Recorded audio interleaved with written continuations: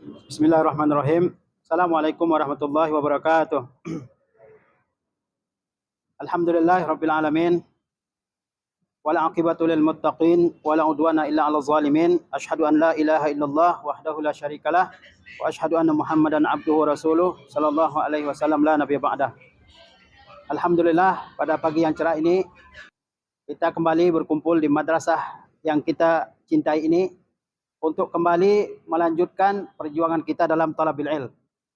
Mudah-mudahan segala usaha yang kita lakukan diberikan kemudahan oleh Allah Subhanahu wa taala.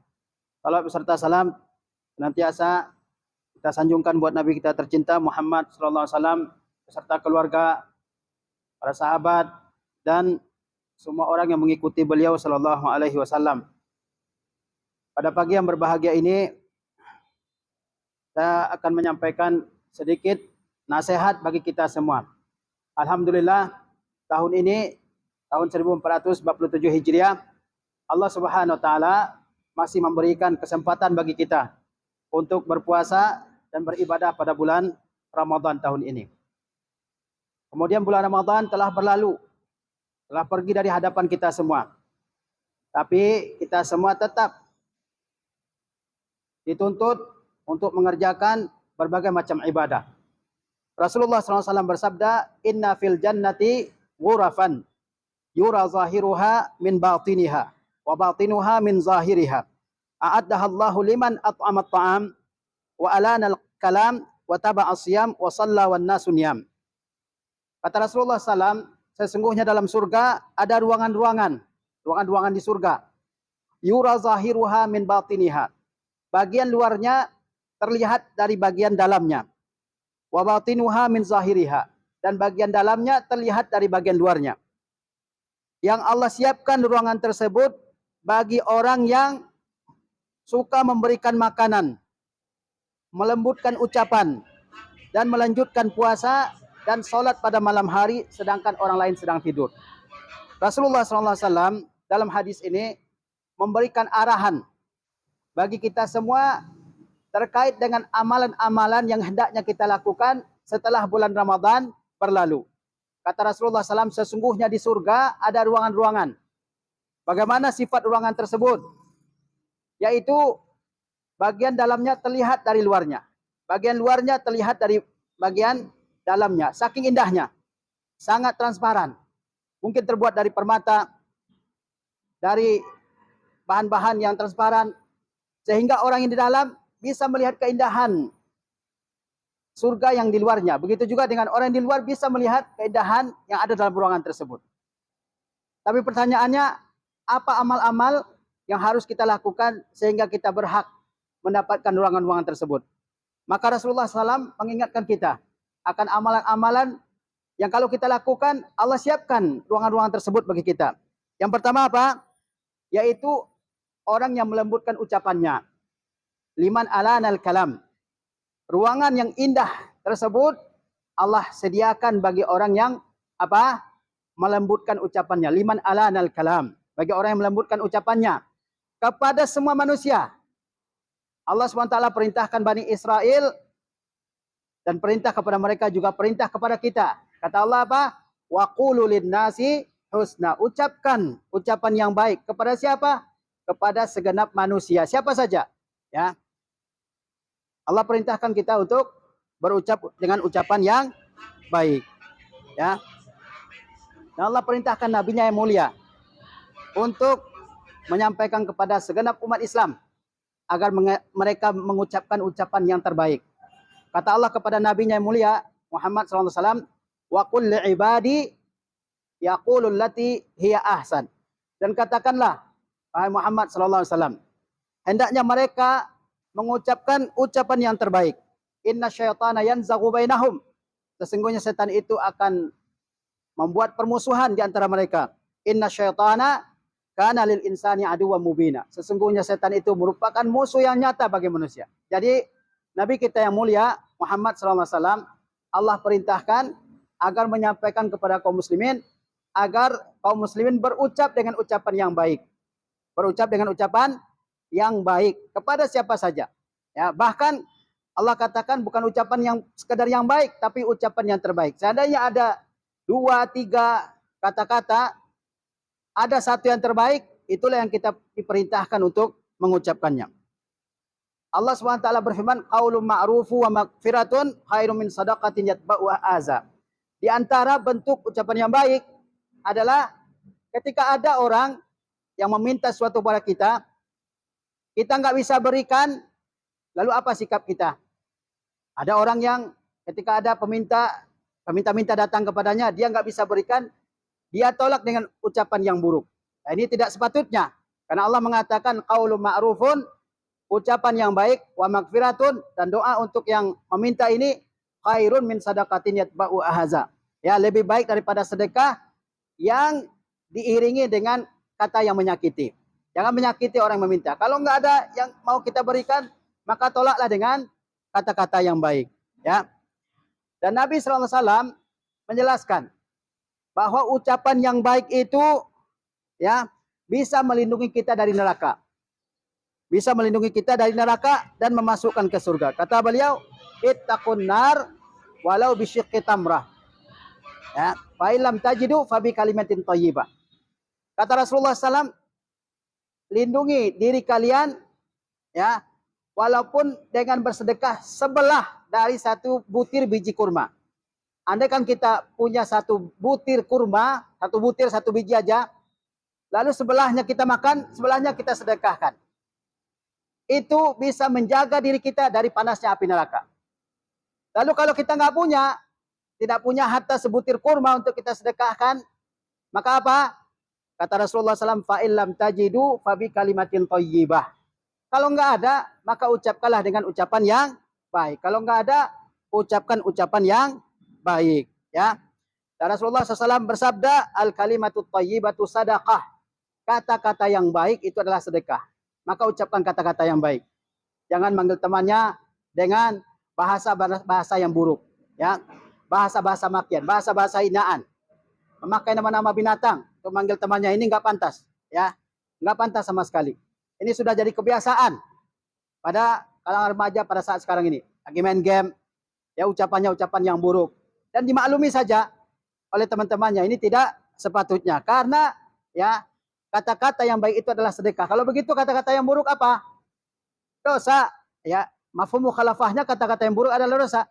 Kata Rasulullah, wal kalimatut thayyibatu sadaqah. Kata yang baik adalah sedekah. Tidak selalu kita bisa sedekah dengan uang. Tapi kita bisa bersedekah dengan bentuk yang lain. Di antaranya apa? Mengucapkan ucapan yang baik. Tapi kalau ucapan kita adalah ucapan yang buruk, maka dia mengandung dosa di sisi Allah Subhanahu wa taala. Ini pesan Rasulullah SAW yang pertama bagi orang yang ingin mendapatkan surga atau ruangan di surga tersebut. Yaitu hendaklah dia melunakkan ucapannya. Hendaklah dia memperbaiki ucapannya kepada siapa saja. Ya, kepada orang tuanya, kepada teman-temannya, kepada fakir miskin, kepada anak yatim, bahkan kepada segenap manusia.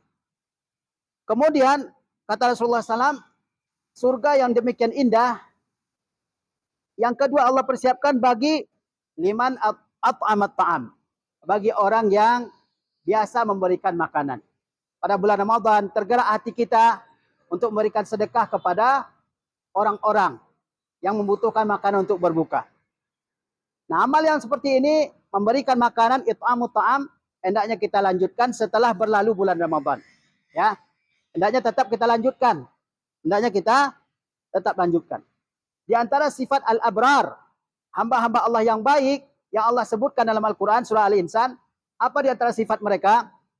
Yaitu apa? Wa yut'imuna ta'ama ala hubbihi miskina wa yatima wa asira. Innama nut'imukum liwajhillah. La nuridu minkum jazaa'a wala syukura. Di antara sifat al-abrar, hamba-hamba Allah yang baik, yang Allah terangkan dalam Al-Quran adalah mereka senantiasa memberikan makanan.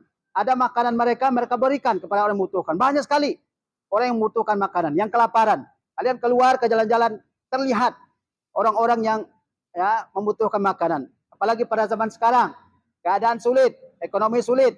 Banyak orang yang tidak memperoleh makanan. Maka kalau kita ada makanan, kita bagikan. Sebagaimana pada bulan Ramadan. Ya, dan itulah sifat al-abrar. Kata al-abrar ini, ya, Innama nut'imukum liwajhillah. Mereka berkata dalam diri mereka sendiri, kami memberikan makanan kepada kalian semata-mata karena Allah. La nuridu minkum jazaa'a wala syukura. Kami tidak ingin balasan dari kalian dan juga tidak menginginkan ucapan terima kasih. Artinya mereka ikhlas dalam memberikan makanan kepada orang-orang yang membutuhkan. Kalau kita punya makanan, ya, bagikan kepada siapa saja, kepada fakir miskin, kepada teman-teman kita, kepada orang-orang yang membutuhkan. Jangan pelit, ya. Nah, ini amal yang kedua yang bisa, ya, membawa kita ke surga yang tadi sudah kita sampaikan, yaitu ruangan yang begitu indah yang terlihat bagian dalamnya dari bagian luarnya dan bagian luarnya dari bagian dalamnya. Kemudian di antara amal yang memasukkan kita ke ruangan-ruangan surga tersebut adalah, kata Rasulullah SAW, ya, orang tersebut senantiasa melaksanakan puasa, ya. Wataba asyam, senantiasa melaksanakan puasa. Kita ketahui bahwa puasa selain bulan Ramadan masih ada puasa-puasa yang lain yang dianjurkan untuk kita kerjakan. Maka setelah kita puasa Ramadan ini, maka hendaknya kita tetap melanjutkan ibadah puasa dengan mengerjakan puasa-puasa sunnah yang lainnya. Apa saja puasa sunnah? Di antaranya puasa pada hari Senin dan hari Kamis, ya.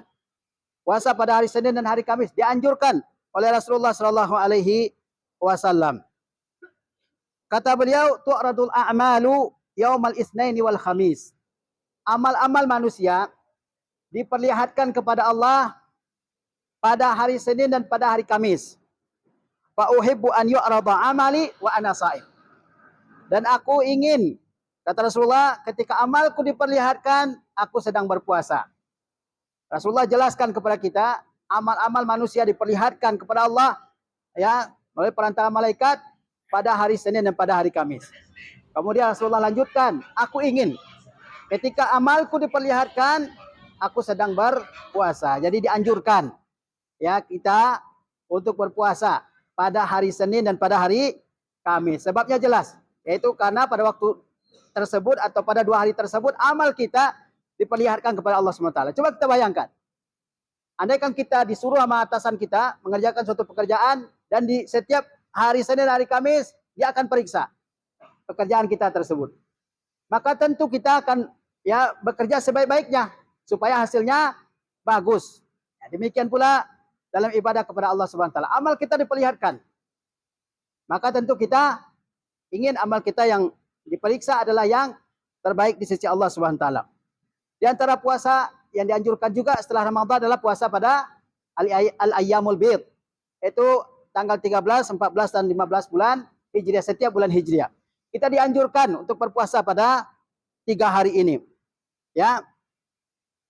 Kata Rasulullah SAW kepada Abu Dzar, "Iza sumta minasyahri salasan fasum salasa asyrata wa arba'a asyrata wa khamsa asyrata." Kalau kamu, wahai Abu Dzar, kata Rasulullah, ingin berpuasa, ya, pada setiap bulan, maka berpuasalah pada tanggal 13, 14 dan 15 bulan Hijriyah, ya. Dianjurkan berpuasa pada setiap tanggal 13, 14 dan 15 bulan Hijriyah. Dianjurkan. Sebagaimana Rasulullah juga mewasiatkan Abu Hurairah radhiyallahu taala anhu. Kata Abu Hurairah, ada 3 yang diwasiatkan oleh kekasihku, yaitu Rasulullah kepada aku, kata Abu Hurairah. Di antaranya apa? Berpuasa 3 hari pada setiap bulan, ya. Dan juga berpuasa pada 6 hari di bulan Syawal. Kita masih ada di bulan Syawal, ya. Ada amal yang dianjurkan untuk kita kerjakan pada bulan Syawal dari ibadah puasa, yaitu apa? Berpuasa selama 6 hari di bulan Syawal. Kata Rasulullah SAW, "Man shama Ramadhana summa atba'ahu sittan min Syawal, faka'annama shamat dahra." Barang siapa yang berpuasa pada bulan Ramadan, lalu dia lanjutkan dengan berpuasa 6 hari di bulan Syawal, maka seolah-olah dia berpuasa 1 tahun. Seolah-olah dia berpuasa 1 tahun. Kenapa? Karena setiap amal kebaikan yang kita lakukan, minimal pahalanya 10. 30 hari kita berpuasa, minimal pahalanya berapa? 300. 6 hari di bulan Syawal kita berpuasa, minimal pahalanya berapa? Berapa pahalanya? 6 hari? 60. 300 tambah 60, 360. Nah, itu adalah jumlah hari dalam 1 tahun, ya, lebih kurangnya. Jadi kalau orang berpuasa Ramadan, dia lanjutkan dengan berpuasa 6 hari di bulan Syawal, seolah-olah dia berpuasa satu tahun. Ya, kita masih muda, masih kuat. Ya, tulang kita masih kuat. Mari kita berpuasa. Ya, masih ada kesempatan untuk berpuasa di bulan Syawal ini. Ya, boleh secara berturut-turut sekaligus 6 hari, dan itu yang lebih baik, ataupun terpisah-pisah. Ya, boleh di awal bulan, di tengah ataupun di akhir ya. Meskipun yang lebih utama adalah di awal bulan Ramadan. Kemudian juga di antara amal yang memasukkan kita ke surga dalam hadis ini adalah sholat malam. Ya, di bulan Ramadan kita terbiasa sholat malam, sholat tarawih. Ya, jangan kita hentikan kebiasaan tersebut di luar bulan Ramadan. Nabi SAW setiap malam beliau mengerjakan sholat malam, qiyamul lail 11 rakaat. Dan kalau ketinggalan karena sakit atau sebab yang lain, beliau menggantinya pada siang hari sebanyak 12 rakaat. Ya, maka jangan sampai kita semua ya lupa untuk sholat malam. Bangun sebelum subuh. Ya, bangun sebelum subuh. Itu waktu terbaik untuk berdoa kepada Allah Subhanahu wa taala, untuk mohon ampun, untuk mohon dari berbagai macam permintaan kita kepada Allah Subhanahu wa taala. Ya. Jangan sampai tidak pernah sholat malam. Jangan sampai tidak pernah mengerjakan sholat malam. Di bulan Ramadan kita bisa. Kenapa di luar bulan Ramadan tidak bisa? Ya. Dan orang yang mengerjakan sholat malam ini adalah orang-orang yang dicintai oleh Allah Subhanahu wa taala. Demikian pula orang yang dulunya pernah mengerjakan sholat malam, kemudian dia hentikan. Ini adalah orang-orang yang tidak dicintai oleh Allah Subhanahu wa taala. Karena itu Nabi SAW bersabda kepada Abdullah bin Amr bin As, kata beliau, la takun misla fulan. Jangan seperti orang itu, kata Rasulullah. Bagaimana sifatnya orang itu? Kana yaqumul laila fataraka qiyamal lail. Dia dulu pernah salat malam, lalu dia tinggalkan. Nah, jangan sampai kebiasaan yang baik ini kita tinggalkan. Ya. Hadis ini yang menerangkan kepada kita amal-amal yang masukkan kita ke surga. Yang pertama yaitu melembutkan ucapan, ya. Yang kedua memberikan makanan, melanjutkan berpuasa setelah bulan Ramadan, dan juga sholat pada malam hari, ya. Ketika orang lain sedang tidur. Ini butuh perjuangan. Butuh perjuangan. Tapi kalau kita bisa melakukannya, maka Allah Subhanahu wa taala menyediakan pahala yang besar bagi kita semua. Dan ingat bahwa amal itu dalam agama kita yang penting adalah berkelanjutan, ya, konsisten, kontinuitas dalam beribadah, bukan banyak terus berhenti. Dia kerjakan satu ibadah dalam satu waktu banyak jumlahnya, tapi setelah itu dia hentikan. Yang paling dicintai dari amal ibadah adalah walaupun sedikit dia kerjakan, tapi konsisten, ya, terus menerus dia kerjakan. Karena itu Rasulullah SAW bersabda, ahabbul a'mali ilallah adwamuha wa inqal. Amal yang paling dicintai oleh Allah adalah yang terus menerus dikerjakan walaupun sedikit. Walaupun sedikit, ya. Walaupun salat malam sedikit, 2 rakaat, ya. Di awal malam sekalipun atau lebih dari itu, tapi kalau konsisten dikerjakan, maka itu lebih dicintai oleh Allah Subhanahu wa taala. Dan Allah Subhanahu wa taala puji orang-orang yang senantiasa mengerjakan ibadahnya. Kata Allah dalam Quran, wallazina hum ala salatihim daimun. Orang-orang yang senantiasa mengerjakan salat, ya. Maka walaupun sedikit tapi konsisten. Jangan sampai, ya, kita menjadi orang yang beribadah satu waktu terus ditinggalkan dalam waktu yang sangat lama. Ya. Nah, inilah pesan-pesan Rasulullah SAW bagi kita semua, ya, setelah berakhirnya bulan Ramadan. Kita dianjurkan untuk tetap konsisten, ya. Kita harus jaga konsistensi kita dalam beribadah kepada Allah Subhanahu wa taala. Kalau dalam bulan Ramadan kita mesti jaga ucapan, di luar Ramadan juga kita mesti jaga ucapan. Kalau di bulan Ramadan kita mudah berikan sedekah ke orang lain, di luar bulan Ramadan juga mesti seperti itu. Kita biasa salat malam, di luar Ramadan juga seperti itu, ya. Semoga nasihat yang singkat ini bermanfaat bagi kita semua. Intinya kita masih muda, gunakan waktu-waktu ini untuk senantiasa beribadah kepada Allah Subhanahu wa taala. Bukankah Rasulullah bersabda, "Igtanim khamsan qabla khamsin." Gunakan 5 waktu sebelum 5 waktu. Di antaranya apa? Syababaka qabla haramik. masa mudamu sebelum masa tuamu datang. Pergunakan sebaik-baiknya untuk beribadah kepada Allah Subhanahu wa taala. Kita tidak tahu amal apa yang kita kerjakan yang paling dicintai dan diberi pahala yang terbesar oleh Allah Subhanahu wa taala. Wassallallahu ala nabiyina Muhammad wa ala alihi wasallam. Wassalamualaikum warahmatullahi wabarakatuh.